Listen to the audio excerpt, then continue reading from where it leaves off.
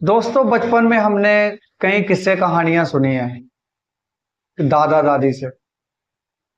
एक जिन की कहानी आपको सुनाने जा रहा हूं, एक खूनी जिन जिसने एक गरीब व्यापारी की जान लेनी चाही। ये एक जिन ऐसा है कि जिसने गरीब को मारना चाहा। नमस्कार दोस्तों, मेरा नाम है हरजिंदर कुमार और आज मैं आपको एक जिन की कहानी सुनाना जा रहा हूं कि कैसे एक जिन ने एक इंसान को मारने की कोशिश की और लास्ट में उसको माला माल कर दिया। कहानी के अंत तक बने रहना, क्योंकि कहते हैं कि आधा अधूरा ज्ञान किसी के काम का नहीं रहता। इससे पहले आप चैनल पे नए हैं तो चैनल को सब्सक्राइब कर ले और वीडियो को लाइक कर दे और कमेंट में राधे राधे जय श्री राम लिखना ना भूलना। तो चलिए ज्यादा देर ना करते हुए कहानी की शुरुआत करते हैं। एक बहुत पुराने समय की बात है। एक गरीब व्यापारी एक गांव में, छोटे से गांव में रहता था और अपने बच्चों का और पालन पोषण करने के लिए वो कभी दूसरे शहर कभी तीसरे शहर आता जाता था।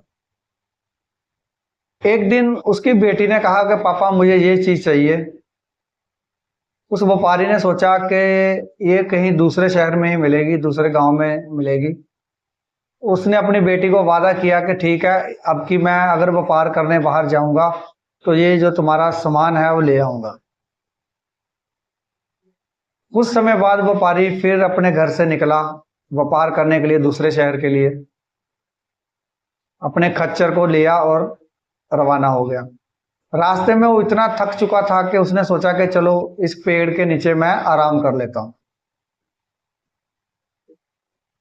उस पेड़ के पास उसने अपने खच्चर को बांध दिया और वहां बैठ के आराम करने लगा। और कब उसकी आंख लग गई, सो गया, उसको खुद भी नहीं पता था, क्योंकि वो बहुत ज्यादा थक चुका था।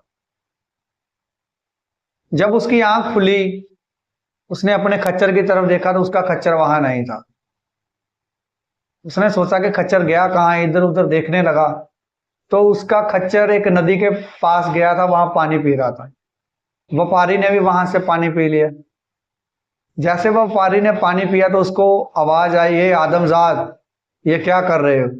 और जिन बाहर आ गया। जिन ने कहा कि तुमने हमारे पानी को नापाक कर दिया है। तुम जहां बैठे थे वो हमारी जमीन है, उसको नापाक कर दिया है। तुम्हें इसकी सजा मिलेगी, तुम्हारी सजा मौत मिलेगी।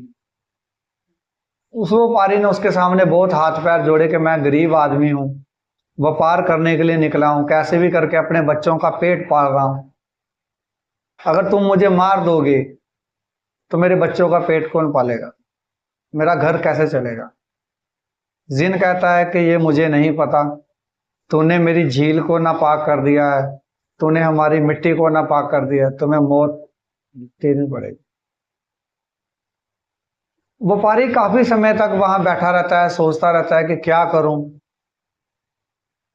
इतनी देर में जिन कहता है कि मैं जा रहा हूं, वापस फिर आऊंगा जब तक कि तुम सोच लो कि क्या करना है।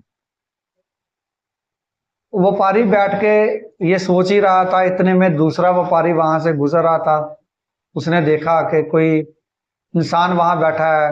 वो व्यापारी के पास आया, पूछा कि क्या हुआ। उसने पूरी बात बता दी। उसने पूछा कि अभी जिन कहाँ है? बोला अभी थोड़ी देर में जिन फिर आएगा। तो बोला तुम जब तक जिन गया तुम भाग लेते? बोला नहीं, मैं भाग ही नहीं पाया। जिन फिर बाहर आता है, उसको पूछता है कि तुमने क्या सोचा? दूसरा व्यापारी कहता है कि तुम जिन हो, तुम ये गलत कर रहे हो। तुम्हारा पानी कैसे नापाक हुआ, तुम्हारी जमीन कैसे नापाक हो गई? बोला इसने आके वहां आराम किया, यहाँ का पानी पिया। क्यों पिया? ये तो यहाँ का मालिक मैं हूं, ये पूरी जन्नत मेरी है, ये यहाँ क्या कर रहा है? बोला गलती से आ गया, इसे माफ कर दो। बोला नहीं, इसे माफ नहीं करूंगा मैं। व्यापारी बोला कोई दूसरा रास्ता है? बोला तुम इसकी हमायत क्यों कर रहे हो? बोला मैं इंसानियत के नाते कर रहा हूं। जिन कहता है हाँ है। दूसरा व्यापारी पूछता है बताओ कि कैसे इसकी जान तुम बख्श दोगे? और जिन कहता है कि जाओ उस जगह की मिट्टी लेके आओ जहां 10 कोस तक कोई भी किसी का पाँव ना लगाओ, वहां की पवित्र मिट्टी लेके आओ, उस झील का पानी लेके आओ कि जिस झील से किसी ने कभी पानी ना पिया हो, तो मैं इसको माफ कर दूंगा। बोला मिट्टी और पानी तो मैं ले आऊंगा, उसका करोगे क्या? जिन कहता है कि वो सामने 3 खंबे लगे हैं और दरवाजा लगा है। बोला हाँ।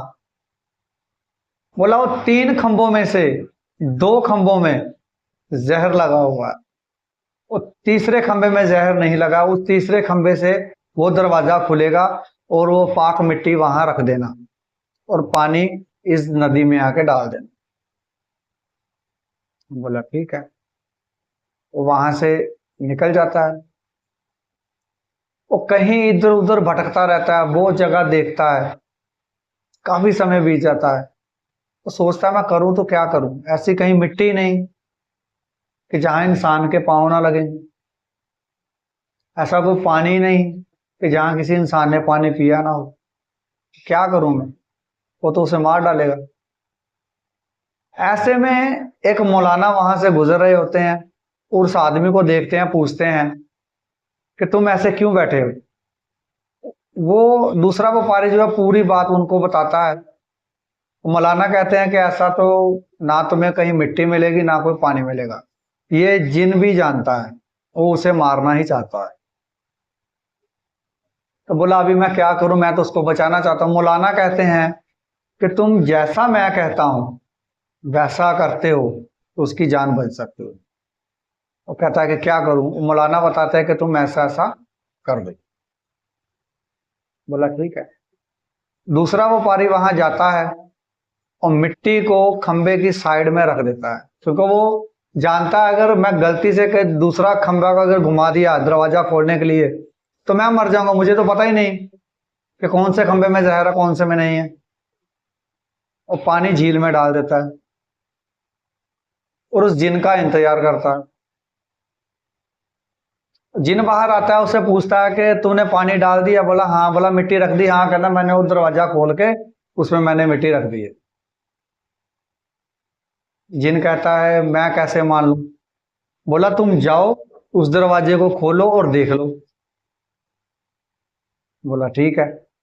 जिन वहां जाता है, वो जो खंबा को घुमाता है दरवाजा खोलने के लिए, मिट्टी देखने के लिए, वो घुमाता है, दरवाजा खुल जाता है। जैसे ही जिन अंदर जाता है, वो दूसरा व्यापारी उसको घुमा के उस दरवाजे को बंद कर देता है। तो कहता है कि तुम यहीं कैद रहो, तुम्हारी यही सजा है। और जिन बहुत रोता है, चिल्लाता है कि मुझे छोड़ दो, मुझे छोड़ दो, मुझे बाहर आना है। बोला नहीं, तुम जिन कहलाने के लायक ही नहीं, तुम अंदर ही रहो और कोई तुम्हें यहां से निकाल नहीं पाएगा। वो बोलता है कि मैं खुदा की दुहाई देता हूं, मुझे छोड़ दो, मैं जो तुम चाहोगे मैं वो करने को तैयार हूं। आज के बाद मैं किसी को तंग नहीं करूंगा, आज के बाद किसी की मौत के लिए कारण मैं नहीं बनूंगा। वो कहता है मैं छोड़ने वाला नहीं। बोलता मुझे रब की कसम, एक बार मुझे बाहर बुला लो, मैं सोने जेवरात हीरे मोतियों से आपको माला माल कर दूंगा और मैं वचन देता हूं कि आज के बाद किसी को तंग नहीं करूंगा।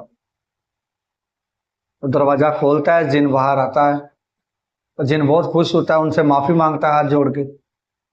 वो कहता है कि मेरे साथ चलो। तो दूसरे गुफा के अंदर लेके जाता है, वहां हीरे जवाहरात बहुत कुछ पड़े रहते हैं और जितने जितने वो चाहते हैं वो उठा लेते हैं। तो दोनों व्यापारी वहां से चल देते हैं। इस कहानी का अंत में भी आपको बताना चाहता हूं कि यह कहानी आपको कैसी लगी, इस कहानी का मतलब क्या है। अगर आपको समझ आ जाए तो मुझे भी समझाना, फिर मैं आपको बताऊंगा नेक्स्ट पार्ट में इस कहानी का मतलब क्या है। नमस्कार।